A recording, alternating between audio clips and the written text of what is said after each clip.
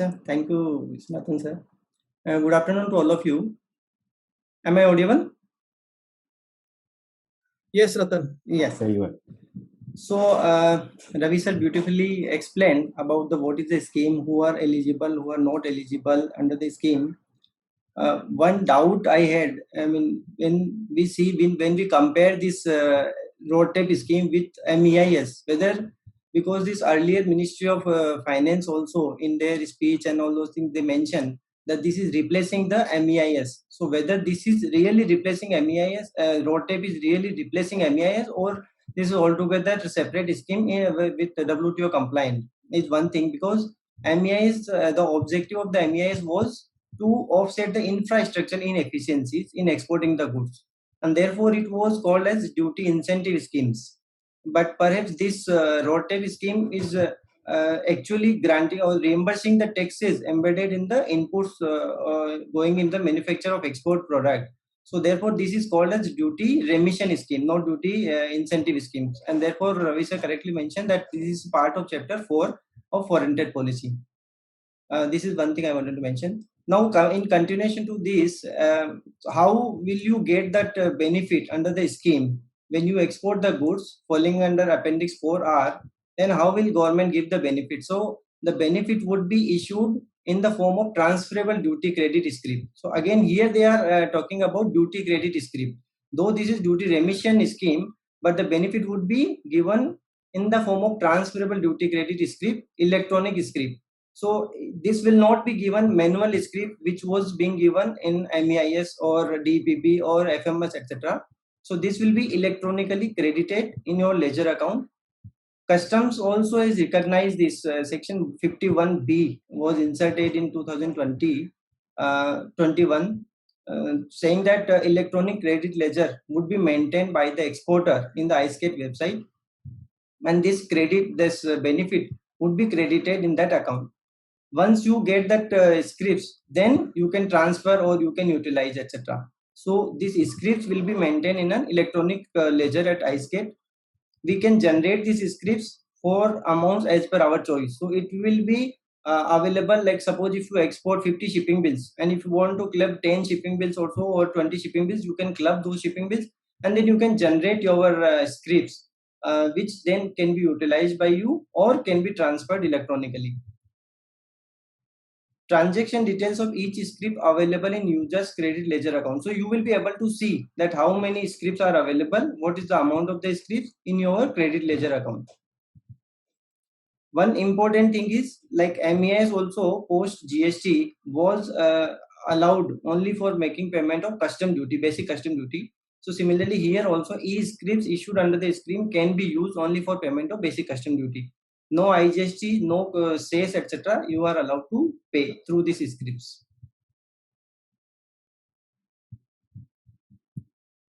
Now the interesting thing is recovery and penal provisions. Whether department can recover the moment, suppose if you export the goods falling under Appendix 4R, you declare the value in the shipping bill, and that value you have realized, the foreign exchange you have realized, and government is given this script was credited in your account. Later point in time, if suppose if there is a overvaluation, undervaluation, or there is any misdeclaration with respect to classification or description, etc., and before this is pointed out, you have already utilized this script or you have sold this script to someone, this transfer of the scripts also will be online, not manually. So when you have realized this export proceeds and already utilized, whether they can recover this amount from the transferee or whether they can recover from the exporter. So these aspects would be notified by CBIC.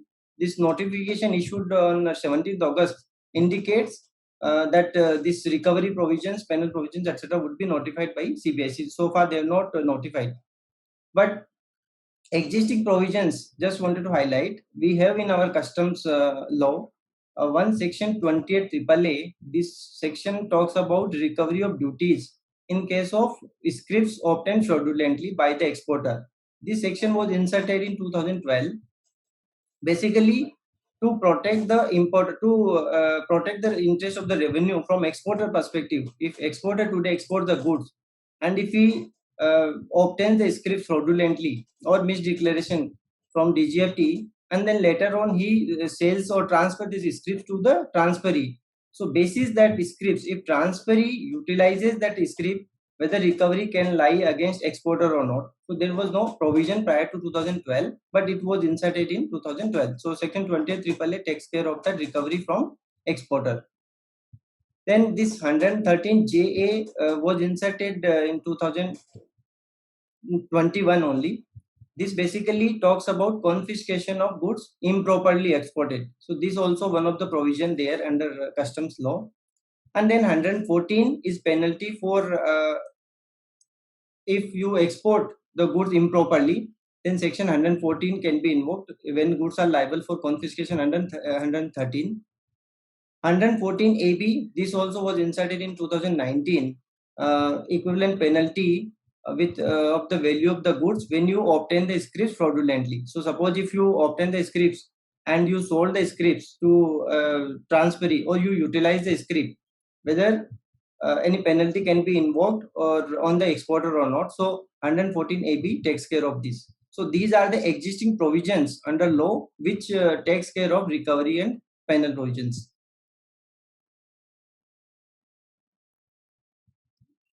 Now simply we will just see this what is the process which we have to follow when we claim this roadtape benefit. Because currently when you were claiming this MEIS, it was easy. When you export the goods, you file this claim in appendix, whatever goods you export in appendix 3B, you claim the MEIS benefit with DGFT, and DGFT gives you the manual scripts, physical scripts is given. But here the scripts would be given electronically. So you must create your login account in on iSCATE website. So there is a drop down e-script there on iSCATE website. You will create a ledger account by entering your username and password, and then the declaration you have to mention in the shipping bills. This is mandatory for every exporter. If suppose if you do not declare this road tape, yes, that I intend to claim, probably you may not get that benefit. Though there are, as Ravi sir mentioned, that though there are decisions in the context of MEIS, but whether those courts will follow or department will agree with respect to this road tape benefit or not is also another challenge. So, Ratan, I have a point here. Yes. Okay. The step number 2, the bullet says mandatory for the exporter to indicate the intention of claiming the scheme in the shipping bill. Okay. Where is the provision to say so? It is mandatory.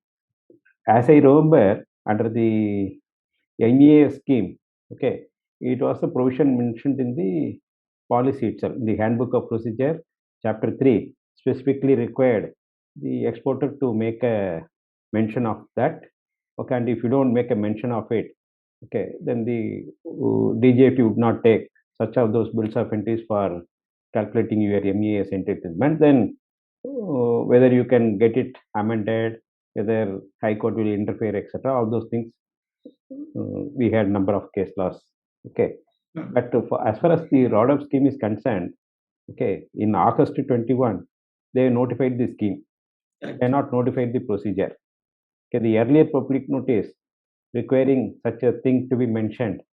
Okay, how do we say it is mandatory? Then everybody must follow that. With this notification only has been issued on 17th of August 2021. This is effective with from 1st of January 2021, and then advisory guidelines or notes issued by CBIC also clearly indicate that if the exporter intends to claim this benefit, he has to indicate in the shipping bill. So it is only the circular, advisory, not by a notification, isn't it? Correct. Okay.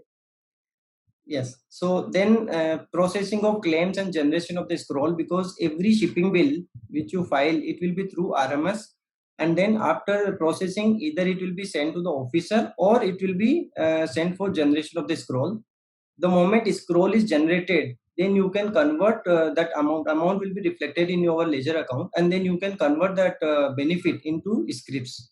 And then once you generate the scripts, then you can either utilize these scripts or you can transfer the script to the transferee. So this whole procedure is given in the advisory guidelines issued on 1st of January. The script needs to be transferred, or the credit entries in the script needs to be transferred? Credit. Credit entries. Yes. That I'll show you that how the exporter can transfer the scripts. So this is I am just speaking. Ravi sir already mentioned about that. These are the decisions in the context of MEIS, where an SEC did not declare he intends to claim the benefit of. He did not tick the column Y or N, though specifically in the remarks column he indicated that he intends to claim the benefit of MEIS. So High Court in these cases held this is procedural lapse only, and therefore benefit should not be denied. This is the procedure by which exporter can transfer the script to transferee. So there is a option available, transfer script in the ledger account. Then he has to select that appropriate script, which script he wants to transfer, and then he has to enter the IC of the recipient. The option will be there to whom he has to transfer the scripts, and then one OTP will be generated. He has to validate the OTP, and then he can see that script grid, and then approval request to recipient is sent, and then recipient also will get OTP. That OTP he has to put in the system, and then the script would be transferred. So then the scripts will be debited from his account and it will be credited in the transferee's account. But transferee also should be registered on the iState website. It will not be, if he's not registered, then it cannot be transferred.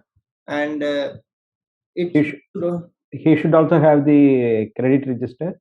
Yes. Or electronic ledger. Correct. Yes. Oh, okay. Then only these scripts can be transferred. Ratan, will it be that if I have not exported earlier and I do not have any benefit of this scheme as a script, but I have my account in the iSgate, that is sufficient? It was not active. In fact, that advisory guidelines also indicated that the moment they issue the notification, then only it will become active. So as though SEC was eligible to create the ledger account, but no scroll, no any details were being shown. So now pursuant to this notification, they will be making it active, and then you can create your scripts, etc. Okay, so even if I am not an exporter and I otherwise have no scripts available, but I intend to purchase a script for discharging my liability on any imports that I am making, then it's if I have an account in the iSgate, I can still be eligible for the benefit. Yes, absolutely. Looks like the recipient need not be an scheme exporter. Scheme owner. Right. Yes. These are the issues which we feel that may be raised by department, whether this MEIS was like physically made available. So therefore transfer of scripts, this GST initially was attracted, but later on they granted exemption. But here, whether on e-scripts, transfer of e-scripts, whether GST would be payable or not, whether it will be considered a supply of goods or supply of service, this issue is there. Ratan, in this, I think since this e-script will not be considered as goods, and in the GST, the definition of service is anything other than goods. Can they say that now allowing another person to use your script for a consideration would be allowing the right that you otherwise have to use your script for claiming a benefit, and therefore can it be considered as a service and therefore chargeable to GST? Because as of now, as you rightly said, there is an exemption where the MEI scripts are given in hard copies. So to that extent, there is an exemption. There is no specific exemption for similar thing as services. So as of now, the scripts which are traded e-scripts and that will be considered as would definitely not be goods, because it is not goods. It will satisfy the definition of services, because anything other than goods is service. Therefore, there can be a GST impact on this transfer of the scripts. That's my understanding of this as of now.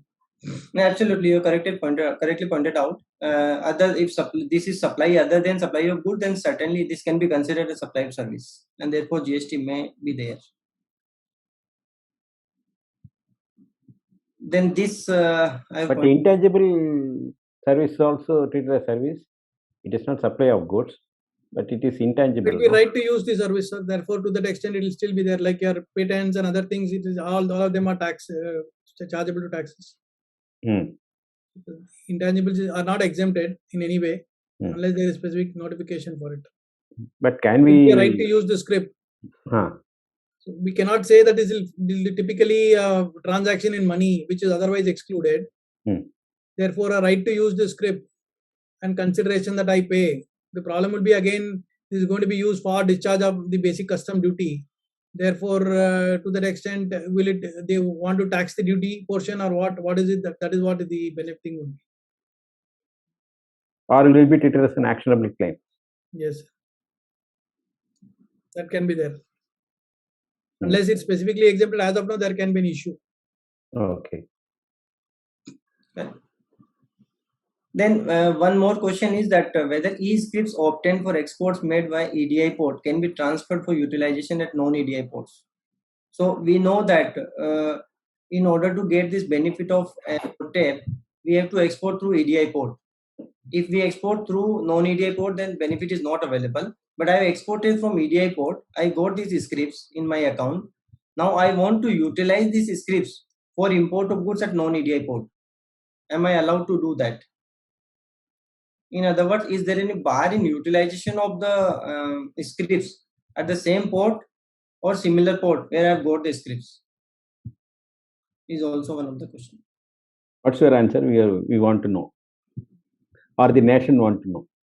So looks like that their intention seems to be very clear that if they have allowed or they've restricted this, the benefit will be given to the exporter who has exported the goods at EDI port, and then utilization also may be restricted to that port, and even the transferee also should be registered in IceGate. And I think if you get registration in IceGate, then it means that you will be using at EDI port only. So looks like that utilization and non-EDI port would not be there. So the script can be used as long as I import in any EDI port, need not be in the same port from where I exported. But the import and export happening in non-EDI port, because the digitization is not possible. Correct. Okay, digital transaction is not possible. Therefore, perhaps we will not be in a position to utilize the script for paying duty. Correct. Whether this legally this is correct or not, because even if you export the goods from non-EDI port, still you have incurred that taxes and all. So whether this procedural lapses or procedural issues can be cause for denying the substantial benefit which is otherwise available. So whether this can be challenged in court or not is we can examine that. But they can put condition, okay, for grant of the scheme. How can you still challenge it? So that can be an aspect we need to look at it. Okay. Because I have seen. Yeah, Ravi. Sorry. I thought maybe is it one of the mechanism in which they would control the fraudulent or forged scripts, which was a big problem earlier under the DEPP scheme and other things. So everything is going to be controlled under that scheme, under the system in the IceGate. Therefore, maybe do not make room for any of such mischief. The court may say we will be reluctant to get into the economic policies of the government unless you show palpably this is arbitrary. Correct. Rather to the previous question, the second question in your previous slide, where there is after the transfer of script issues like undervaluation, overvaluation, and all that come up, we had this problem with the fraudulent scripts, forged scripts, etc., where they can go after even the subsequent buyers, a bona fide purchaser of the script who was importing, and they could recover duties from him because he was the one who actually claimed the benefit. What will happen in regard to this particular scenario, where a person based on exports and assuming there was overvaluation, and therefore he got a higher amount of the benefit in the script, and subsequently it is found that there is a excess claim of the script, but in the meanwhile he's already sold it, and this other person has already used it for the discharging its customs duties. Can they go after the subsequent purchaser, or will they have to restrict their case only to the original exporter who claimed the benefit of the script? Sir, even this section 28 AAA which I was talking about, this was also amended to include this credit ledger, electronic credit ledger in terms of section 51B. So therefore, even if suppose if this e-script is issued to exporter, which is electronically in terms of section 51B, what the electronic credit ledger is maintained, and if transfer this scripts to transferee, and then later on if department comes to know about this overvaluation etc, so 28 AAA would be available with the department for recovery of this scripts etc from exporter. But based on these scripts, if transferee utilizes, then certainly 28 can be invoked to for demanding of a duty from the transferee as well. Transferee also. Yes. But 28 AAA clearly says that if transferer has paid the duty, then it cannot be recovered from transferee. Yeah, because otherwise they in those cases, earlier cases, they used to go after the transferor also, and then the transferee also. People are forced to pay. Then you only fight for penalties and other things earlier. So that I think they have put an end to that. Yes, in section 28 AAA was amended to that. Yes, sir. So these are the issues which we have highlighted here. First is whether the rates notified adequately cover the incidence of unrefunded taxes and duties borne on the export products. After this announcement of this notification, we come to know that industry, most of the industries, like they were getting earlier 3%, 4%, or maybe 7%. Suddenly they started getting 0.01% or 0.5% or 1%. So appears to be not happy with the rates what the government has given. But whether these rates can be challenged or not, whether these rates, or the whatever rates they have notified, whether these cover the incidence of unrefunded tax. So what I am told is that this association made representation. At the time they have computed the average rate was something 2.1% or 2.5% or maybe 3% or so. But this appendix 4R indicates the rate of 1% or less than that. So whether that can be challenged or not before court. Sir, what is your view on that? See, one is, we'll also take Ravi's view. Okay, one is whether the rate fixed by the committee and implemented by the DGFT by way of this notification can be questioned or not is one aspect. Second, once the rate is notified, whether the government is entitled to tweak the rate, make it lower than what is already notified, or make it zero. These are two different aspects. Okay, according to me, on the first aspect, that the rate notified is too low for me. Whether the exporter can have grievance before the court and then court can interfere or not, I doubt. Okay, the court may not be interested in getting into that. Okay, because the scheme is linked to what is actually incurred. Okay. Second aspect, once the rate is notified, whether the government is entitled to tweak the rate subsequently, something can be said before the court, and the courts have also taken views this way and that way. Ravi, what about your view on this? So definitely that I think always the courts will not be very keen in interfering with the policies of the government. But the government can always justify by saying that this is our in public policy or public interest that we have identified these rates and this is the benefit that we intend to give. But does it rule out a situation where as an assessee I am able to show that this is actually the cost of the embedded taxes and duties which have been factored as part of my export product, and that this benefit otherwise was available to me? Because we are not comparing the MEIS with the present thing, because that is not a concept or a scheme which intended to give the benefit of embedded taxes duties. That it's a question for argument. Correct. So your contention, you are correct in saying that we can't compare the MEIS rate vis-a-vis the rates notified under this scheme, RoDTEP scheme. Correct, sir. But if I am considering the intention of the benefit to be given under the scheme as the embedded duties or taxes which are forming part of the export goods, export products. So if I am able to show that this is the quantum of the taxes which are embedded, which otherwise I am not eligible, I am not entitled to for any other benefit under any other schemes, be the GST or any other scheme, and that this is the quantum of that vis-a-vis my exports, and that is substantially higher than the road rates that are notified in Appendix 4R now.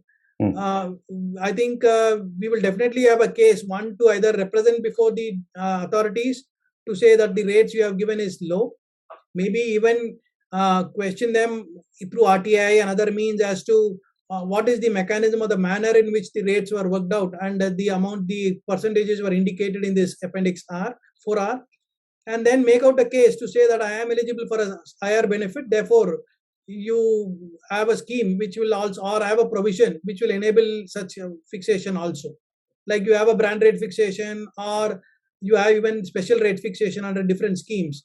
If an assessee is able to show that the embedded taxes and duties are substantially more as compared to what the benefit is available under the scheme, I think there should be an option which is to be provided, enabling him to justify and claim that benefit.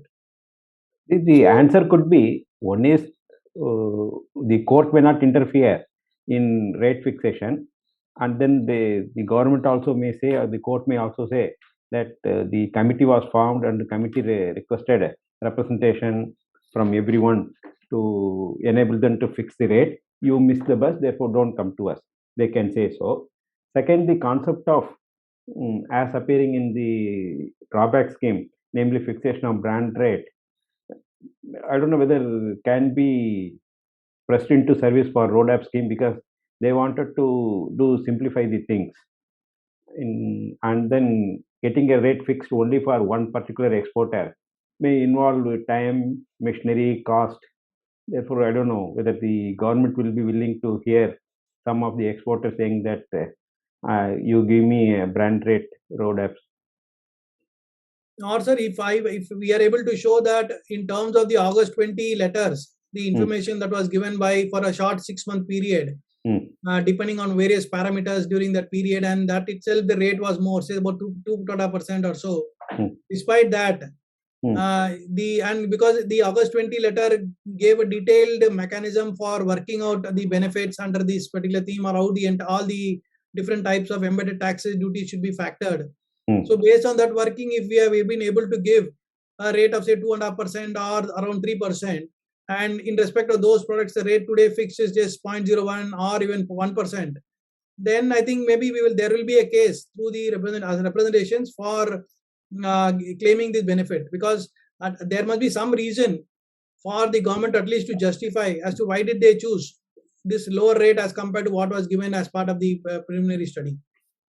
You may be correct in saying that initially we missed the bus if you have not given, but where we have given and we have been able to substantially justify the information given was genuine, and that is what in fact is the cost which is being incurred or embedded in the export products, or even more, then I think maybe through representations and maybe approaching the court, we can definitely stake a claim for a higher rate. It does not preclude anyone from making an attempt, 1, 2, and that on the rates indicated in the Annexure 4R, Appendix 4R would not be the final one and not amenable to any changes. Therefore, can we say that 6-month period for which the data was collected is not the representative data for the entire thing? So they should consider 1 year period. 1 year or maybe more, or maybe whatever is the prevailing situation, because rate fixed today, the different rates would have been gone up. There have been different parameters which should have ensured that the embedded taxes and duties amounts have increased. The department cannot stick with a lower rate and say that this is the benefit I'm going to give it to you, and therefore you be happy with it, be satisfied with it. I think that should not be a criteria. Maybe that's where I think the participants here may have to represent through the various associations. Individually going would not help. Definitely representing through the associations, justifying a case based on at least a reasonably substantiable documentation and computation should be able to push through at least to get a change in the rates. That's what my understanding would be. So we have worked for cost accounting. Definitely, yeah, we have otherwise if not definitely knock the doors of the courts to see whether they can give directions to justify that this is arbitrary, the fixation, etc. because definitely we cannot say that there is discrimination. Definitely there can be arbitrariness in this fixation, and therefore we can go to the court to get an order. So cost That's accountants correct. are in demand now. Definitely. Some of the exporters had doubt whether duty drawback would also be available in addition to remission provided under RoDTEP scheme, especially when there is no bar in the notification. So as the scheme stands today, yes, correct. Yes, duty There is drawback. no exclusion. Also the drawback, all industry rate of drawback takes care of only the basic custom duty, which is any case is unrefunded by any of the schemes available, because the input tax credit scheme doesn't take care of the basic custom duty. Absolutely. Therefore, both schemes can be availed simultaneously for the export product if both are covered by the respective schemes. Whether benefit to advance authorization EOU SEZ will be effective, retrospective, or prospective, we have already discussed that. Whether benefit of RoDTEP would be granted to ESTP and BTP also if EOU gets covered later. So as stands today, this notification exclude this EOU from the scheme, but simultaneously it also mentioned that it would be the date of benefit for EOU SEZ advanced authorization holder would be notified later. So if later point in time, if they include EOU as a part of this RoDTEP benefit, whether this benefit would also be available to ESTP and BTP. So good case for the EHP units to make a representation in that case, isn't it? Yes, yes. Okay. I think the last bullet point is fine. We already discussed. I think we can now take questions, no? What do you say? Or we have still two more bullet points to go. Two more, yes, sir. So one question is additional RoDTEP benefit will be granted in case of increase in the FOB value of the goods subsequent to export. What's your answer? Sir, I mean, as of now, the scheme what stands today, notification does not provide anything, any supplementary claim can be made or not. But it indicates that CBIC will notify the procedure and guidelines, etc. So if they notify, I mean, what will be the timeline when you can file this application, etc. Or immediately upon export, you will be given this benefit. And then later point in time, if you get additional this consideration or if suppose if you have to issue debit note, credit note and all, so those things will depend upon that further amendment in the scheme. If they provide for supplementary claim, then you can certainly claim that. But so the exporters working on the transfer pricing guidelines, true up, true down, will have this repercussion, no? Yes, yes. So this is also good opportunity and good correct time for them also to make representation. Whether interest would be available on the past eligible exports in terms of Appendix 4R made post 1st January 2021.